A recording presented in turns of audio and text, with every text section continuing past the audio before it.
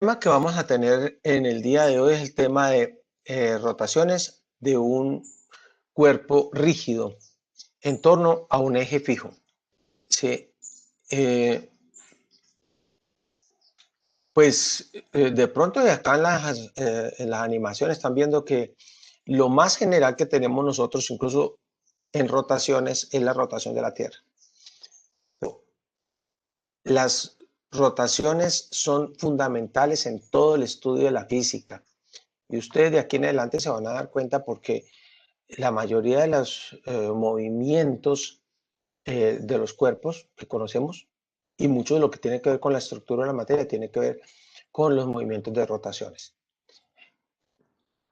Ahora, el movimiento de un objeto extendido como de una rueda, ahí está girando, nosotros no lo podemos explicar al representar el objeto como una partícula. ¿Sí? En cualquier momento diferentes partes de esa, digamos, de ese cuerpo que está roto, tienen distintas velocidades y aceleraciones lineales. Entonces, ahora tenemos que pensar todo de una manera diferente. Un objeto rígido, tenemos que definirlo primero, o decimos un objeto no deformable.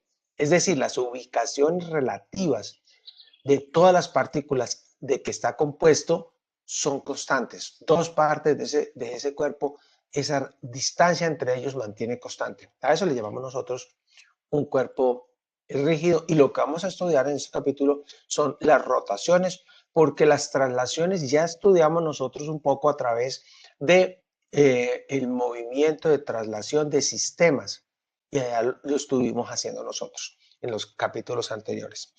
Ahora bien, el primer concepto que nosotros manejamos es el concepto de posición. Entonces, cogemos un punto cualquiera y vamos a hablar de la posición de ese punto P. Para hablar de rotaciones, nosotros vamos a cambiar de sistema de referencia y vamos a hablar de un sistema de referencia polar. Es decir, que vamos ahora no a hablar de coordenadas X y Y, sino de coordenadas R y θ, que aquí son muy convenientes porque las rotaciones terminan siendo rotaciones con un grado de libertad. ¿Por qué? Porque R, en la definición que hemos hecho de objeto rígido, R es una constante.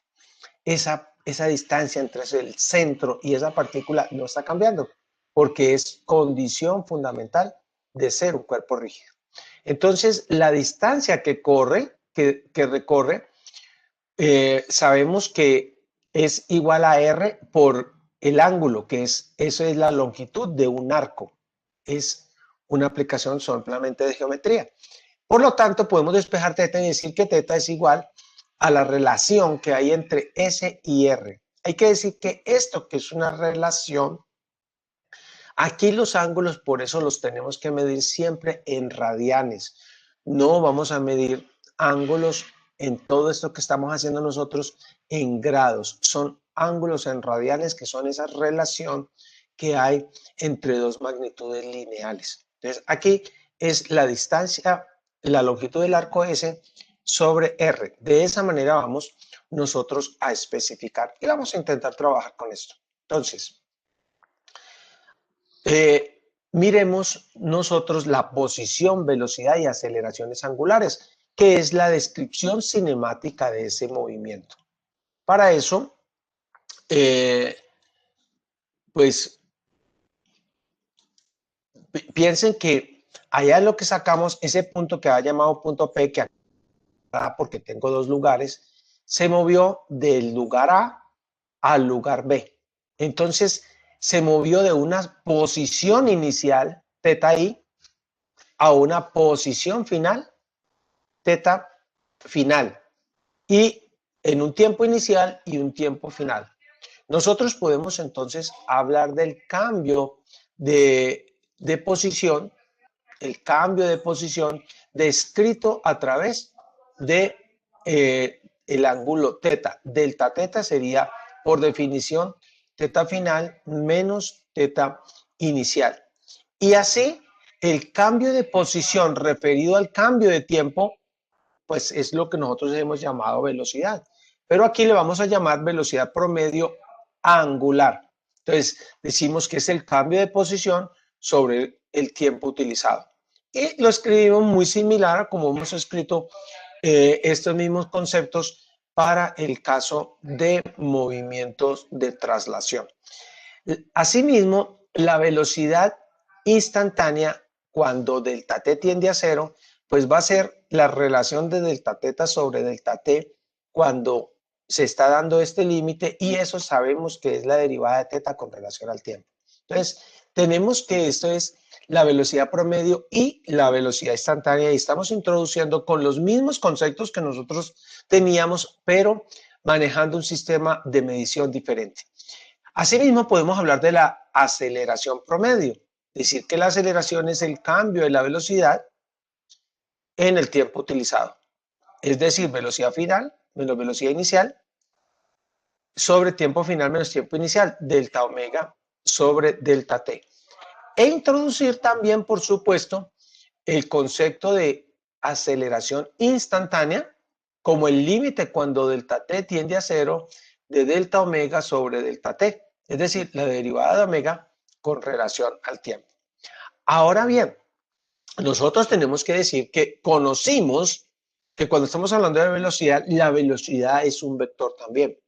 Y aquí tenemos que decir que efectivamente la velocidad es un vector, lo tenemos acá, la velocidad es un vector, sí, pero de una vez, y esto lo van a ver más específicamente cuando vean su curso de mecánica teórica para los físicos, y hago el comentario porque los biólogos esto no van a tener este tratamiento, es que la velocidad angular promedio no es un vector, pero la velocidad angular instantánea sí es un vector. Y usted pregunta por qué, le digo, pues estamos especificando que será un tema de física teórica porque hay que avanzar un poquito más para entender por qué esta relación está sucediendo así. Pero es necesario nosotros hablar por el momento de la velocidad angular como vector. Entonces, si ya sabemos cuál es la magnitud, uno se pregunta cuál es la dirección. Y la dirección se obtiene con una regla que dice la regla de la mano derecha. Y es coger con la mano derecha, pensar que estás cogiendo el eje de giro con los dedos como curvándose en el mismo sentido en que se está sucediendo las rotaciones. Y el dedo pulgar le señala cuál es la dirección del vector. Entonces, el vector es un vector que es perpendicular al plano de giro, ¿sí? Y que tiene la dirección dada por la regla de la mano derecha. Eso quiere decir que si está girando en sentido contrario, mire, ¿sí? La mano queda al revés, ¿sí? Para la forma de colocarla, y esta sería la dirección del vector velocidad angular. Algo semejante podemos decir para el vector aceleración, porque pues dado que la aceleración es delta omega sobre delta t y omega es un vector, entonces por supuesto que estos van a tener también las mismas direcciones, la dirección, y la forma en que va a suceder es también decirlo con la relación de la mano derecha, pero tenga cuidado que no es con relación a la velocidad, sino con relación a la aceleración, con relación a la aceleración. Entonces, efectivamente, hemos introducido el concepto de velocidad, de posición inicialmente, de velocidad angular, promedio e instantánea, y de aceleración angular, promedio e instantánea. Y esto es general para todos los casos, pero por supuesto, nosotros cuando estamos estudiando aquí cinemática, que es lo que vamos a ver, cinemática y en este caso rotacional, pues los problemas y los ejercicios que podemos resolver son los ejercicios con aceleración angular constante.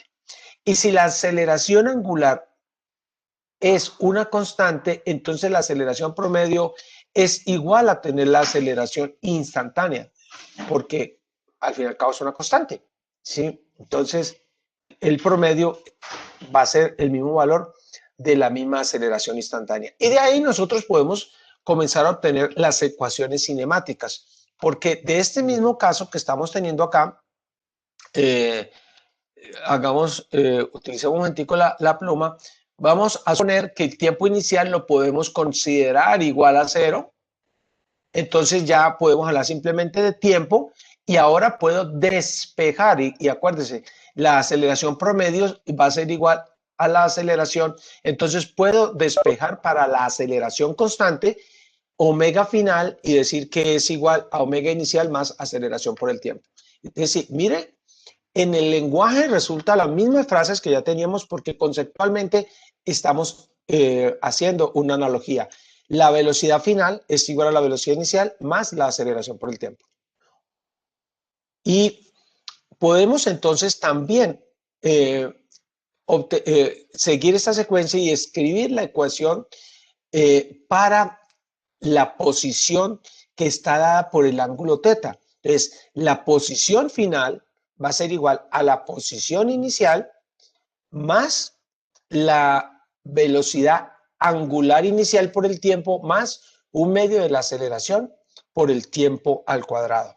Y como hicimos anteriormente, si de estas dos ecuaciones nosotros eliminamos el tiempo, podemos despejar tiempo de esta ecuación de velocidad y colocarlo acá. Entonces, podemos escribir esta ecuación que no tiene, incluyendo el tiempo, que dice que la velocidad final al cuadrado es igual a la velocidad inicial al cuadrado más 2 aceleración delta teta, ¿cierto? Es lo que está escrito ahí. Delta teta, teta final, menos teta inicial. Y finalmente, recuerden que si la aceleración es una constante, la velocidad promedio es igual al promedio de velocidades. Entonces también puedo escribir una ecuación adicional para teta final y escribirlo teta final igual a teta inicial más un medio de la velocidad inicial más la velocidad angular final por el tiempo. Y con esto lo que vemos, y ya lo voy a mostrar, es que estamos utilizando nosotros, como hemos visto que son las mismas definiciones, estamos llegando prácticamente a las mismas conclusiones desde el punto de vista conceptual, pero para movimientos de rotación alrededor de un eje fijo. Podemos hacer esa comparación y escribirlo de esta manera. Si usted nota, estas son las ecuaciones que tenemos allí escritas. Sí, las ecuaciones que tenemos escritas nosotros resaltadas en amarillo, y a mano derecha tenemos las ecuaciones que nosotros ya habíamos visto para el movimiento de traslación. Un instante para que revisen la comparación y se den cuenta que estamos hablando de las mismas fórmulas, solamente manejadas con unas variables diferentes.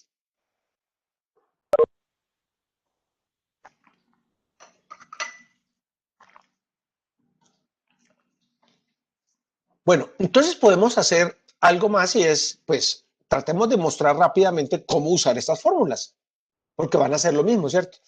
Entonces, vamos a suponer que una rueda da vueltas con una aceleración angular constante. Ese es el tipo de problemas que queremos resolver. Los problemas con aceleración angular constante de 3,50 radianes por segundo al cuadrado. Acuérdense que son ángulos, los ángulos se miden en radianes sobre segundos al cuadrado, entonces radianes sobre segundos al cuadrado.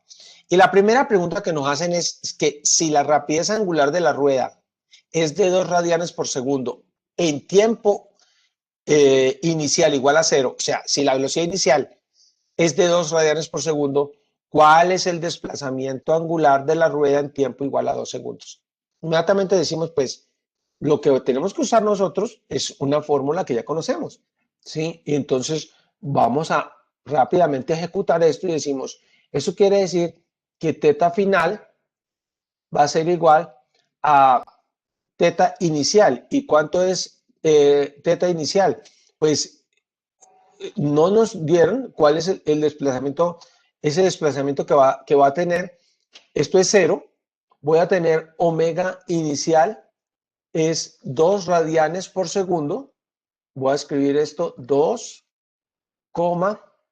radianes por segundo multiplicado por 2 segundos por el tiempo, por 2 segundos, más 1/2 de la aceleración, y la aceleración es 3,50 radianes por segundo al cuadrado, multiplicado por el tiempo al cuadrado, que serían 2 segundos todo elevado al cuadrado. Y simplemente vamos a colocar estos valores. Entonces, ¿esto qué me va a dar?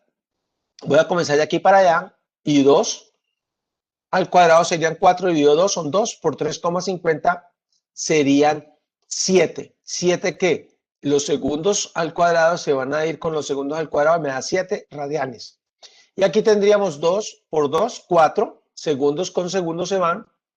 Tendríamos 7 y 4, 11 radianes. Sí, 11 radianes. Esa es la respuesta que nosotros tenemos ahí. Ahora, nos preguntan, ¿cuántas revoluciones dio la rueda durante este intervalo de tiempo? Entonces, mire que ahora, si estoy hablando de cuántas revoluciones, le voy a escribir aquí como número de revoluciones, le voy a escribir así, ¿sí? Número de revoluciones es igual, y lo que tengo que hacer es saber este cambio de posición, que es de 11 radianes, cómo lo llevo a revoluciones, a vueltas. Por eso estamos haciendo este ejemplo. Entonces escribo 11 radianes, y como ya aprendimos, ¿qué vamos a hacer? Necesitamos que los radianes queden abajo, entonces decimos una revolución, que es una vuelta, equivale a ¿cuánto? A 2pi radianes, ¿sí? A 2pi radianes. Con eso, radianes y radianes se van, y la respuesta me va a dar en vueltas. Y voy a tener 2pi, que aproximadamente estamos hablando de dividir 11 entre 2 y entre pi. Es decir, que nos me da aproximadamente igual a 1,75. ¿Qué cosa? Revoluciones. Sí, revoluciones o vueltas, que es la misma forma de digamos, el mismo significado lingüístico. 1,75 revoluciones. Nos preguntan una tercera, ¿cuál es la rapidez angular de la rueda cuando tiene 2 segundos? Pues, ¿qué hago? Digo, pues lo que tengo que hacer es usar una ecuación de cinemática. Omega final es igual a omega inicial más aceleración por el tiempo, y aplicamos eso en este lugar. Entonces, la rapidez inicial, voy a escribir simplemente igual acá. La rapidez inicial es igual a 2, radianes por segundo más la aceleración, que es igual a 3,50 radianes por segundo al cuadrado, y multiplicado por 2 segundos. ¿Cuánto me da esto? Pues esto me va a dar 7. Segundos se van a ir con este cuadrado, y me va a quedar 7 y 2, 9,0 radianes sobre segundo. Quiero volver a escribir esto acá para decir que usted podrá encontrar en muchos lugares que la palabra radianes se obvia y se escribe esta respuesta como 9,0. Cuidado con lo que va a escribir, segundos a la menos 1. ¿Sí? Segundos a la menos 1. Pero en esto hay que tener cuidado y decir que es muy importante, y es muy importante escribir que realmente son radianes por segundo, porque hay que diferenciarlo de lo que puede llegar a ser algo que se llama frecuencia cíclica, que ustedes van a estudiar más con el movimientos oscilatorios. Entonces, no, estamos hablando de vueltas, ¿sí? De velocidad angular. Estamos hablando de velocidad angular. Entonces, estamos mostrando cómo se puede utilizar este tema para el trabajo cinemático, ¿sí? Para el trabajo en cinemática. Bueno, entonces, miremos ahora cómo se relacionan las cantidades angulares y las cantidades de traslación. Porque cuando un objeto rígido, ahora me estoy olvidando de la rueda, estoy cogiendo un objeto que tiene una forma cualquiera, cuando un objeto rígido da vueltas alrededor de cierto eje, cada partícula, aquí estoy prácticamente marcando una partícula, P, del objeto se mueve en un círculo. Mire la línea azul, cuyo centro está aquí en el eje de rotación. Cada partícula tiene ese tipo de movimiento. Entonces, ahora por un instante, tratemos de mirar la partícula P, porque cuando miras esto como una partícula, entonces te das cuenta que la trayectoria que tiene es una trayectoria circular y que la velocidad instantánea, como estudiamos nosotros, es un vector que es tangente a esa trayectoria azul, el vector rojo. Esa es la velocidad instantánea y le llamamos la velocidad tangencial. Ahora, note que está siguiendo esa trayectoria que es un arco S y esa velocidad va a ser la derivada de S con relación al tiempo, de S de t. Pero S para nosotros es R por teta, entonces esto es R de teta de t. Ahora usted ya miró y dijo, pero aquí en d teta de t lo que hay es una velocidad angular. Entonces encontramos la primera relación porque podemos decir que esa velocidad tangencial es igual a R por la velocidad angular. Y de una vez nos podemos adelantar y decir, esto es bien interesante porque, claro, las partículas que se encuentran más lejos del centro se van a tener que mover más rápido y de hecho se mueven más rápido porque R es mayor. Aunque omega se mantenga constante, están dando vueltas a la misma velocidad angular. La velocidad de rotación es más grande, la velocidad, perdón, de traslación es mayor para los cuerpos, para las partículas que están más alejadas. De igual manera, podemos hablar de la aceleración tangencial. Acuérdense que en este caso la aceleración tangencial es la que causa que la velocidad aumente de valor o disminuya de valor. Entonces, eso es dv por dt. Pero de nuevo, ¿qué es velocidad? Es R por omega. Como R es una constante, puede salir de la diferencial y me queda R de omega de t. Pero de omega de t ya lo introdujimos y eso es alfa, la velocidad angular instantánea. Entonces, la aceleración tangencial es igual a R por alfa. Pero lo que nosotros no podemos olvidar fue que dijimos que la aceleración, explícitamente hablando, es un vector. Por lo tanto, ahora me traigo de nuevo el dibujo, vuelvo y lo observo y digo, espera un momentico, eso quiere decir que esta partícula simultáneamente, para poder dar una curva, tiene que tener una aceleración radial. Ya lo habíamos visto. Pero ahora estamos diciendo que adicional a eso tiene una aceleración tangencial. Si tiene una aceleración tangencial que es igual a R por alfa, entonces la aceleración total es este vector que está aquí. Hemos simplemente aplicado la suma de vectores. Hagamos el ejercicio de encontrar para ese vector cuál sería la magnitud de ese vector. La magnitud de ese vector, tenemos que recordar que la aceleración centrípeta es igual a b cuadrado sobre r, y como b es r por omega, pues cuando reemplace te va a quedar r por omega al cuadrado. ¿Sí? Aquí estaría r cuadrado, el cuadrado se va a ir con el r de abajo y por eso te queda r por omega al cuadrado. Y la aceleración entonces nos va a dar que es la raíz cuadrada de la aceleración tangencial al cuadrado más la aceleración radial al cuadrado. Estamos hablando de la magnitud. ¿Sí? Estamos hablando de la magnitud. Ahora cogemos estos dos valores que tenemos nosotros para ver cómo se ligan con la parte angular, los reemplazamos aquí y entonces ¿qué nos da? Nos va a dar r cuadrado, alfa cuadrado más r cuadrado omega a la 4, pues r cuadrado y r cuadrado lo podemos factorizar y sacarlo del radical y escribir esto como r factor de alfa al cuadrado, la aceleración al cuadrado, por la velocidad angular a la 4.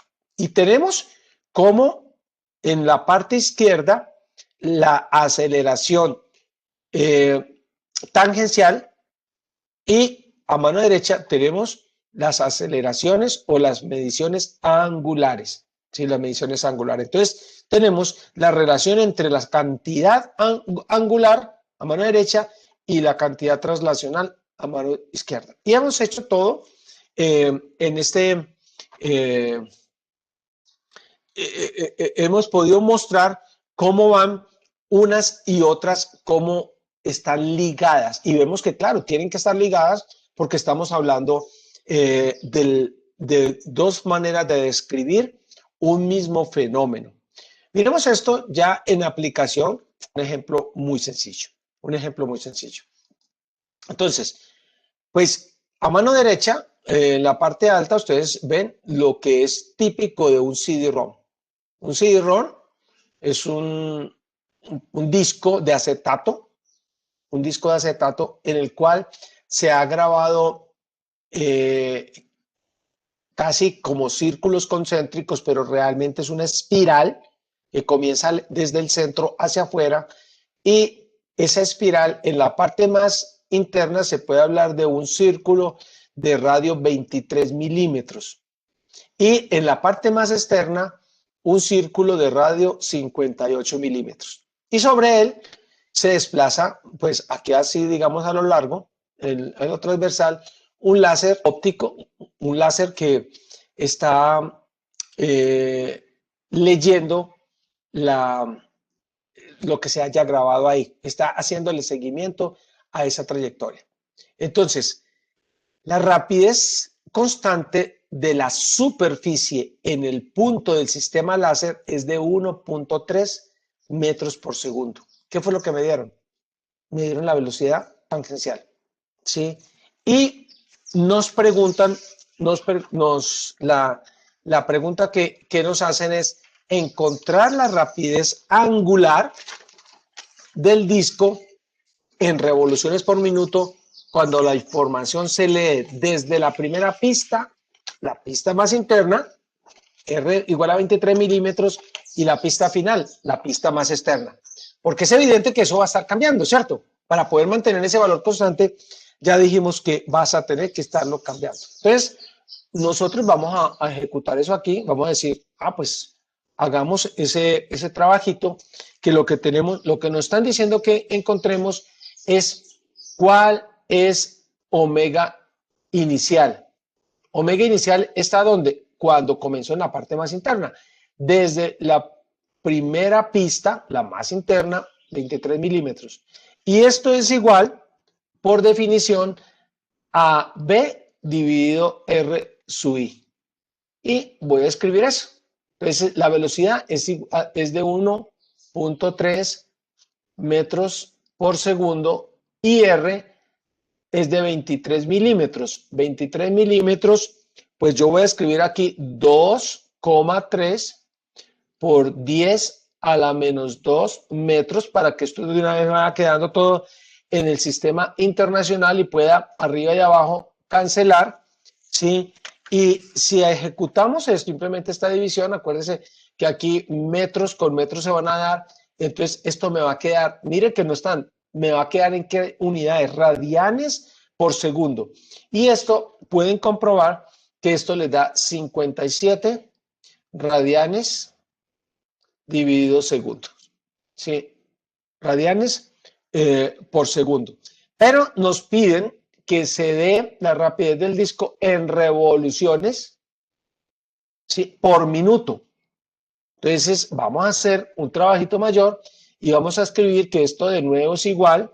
Escribo los 57 radianes sobre segundos y ahora tengo que traducir tanto los radianes como los segundos. Entonces primero hago la parte de los radianes y digo que una revolución es igual a 2pi por radianes, ¿sí? Y tengo que traducir los segundos, entonces coloco arriba 60 segundos y abajo coloco un minuto. Y esto es lo que tenemos que hacer. Ejecutamos y esto nos da 5,4 por 10 a la menos 2 revoluciones por minuto. 5,4 por 10 a la menos 2 revoluciones por minuto. Nos piden regresar y hacer esto de nuevo para la pista final. Vamos a hacerlo para la pista final. Entonces, esto es omega final. Acuérdense, de nuevo, escribo que esto es velocidad, pero sobre R final. Es decir, que esto me va a dar 1. Perdón, en este caso vamos a tener R final 0,58. Velocidad es 1.3 metros por segundo dividido 5,8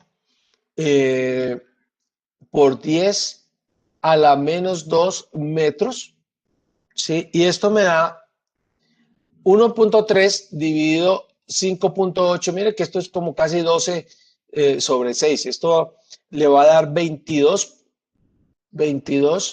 radianes por segundo. Y si quieren anotar por ahí, este número que tienen acá, este número es igual a 9,53, ¿sí? 9,55.